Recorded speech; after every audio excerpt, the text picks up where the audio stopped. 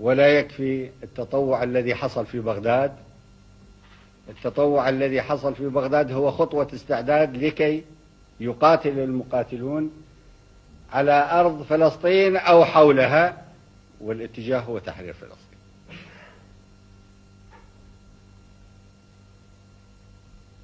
وأمر طبيعي أن ينطبق على كل من طلع مظاهرة وكل من أعلن شجب واستنكار. علينا أن ننتقل بالاستعداد وبالعمل إلى مستوى جديد أعلى، وما نسمح بالمناورات وما نسمح بالمحاولات الخذلان الشعب الفلسطيني المجاهد في أرض فلسطين.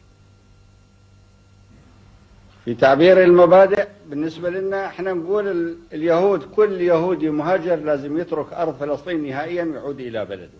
هذا هو موقف العراق، وهذا الموقف الصحيح اللي يخلي العالم مستقر والمنطقة تستقر وكل من ياخذ حقه الشرعي الصحيح.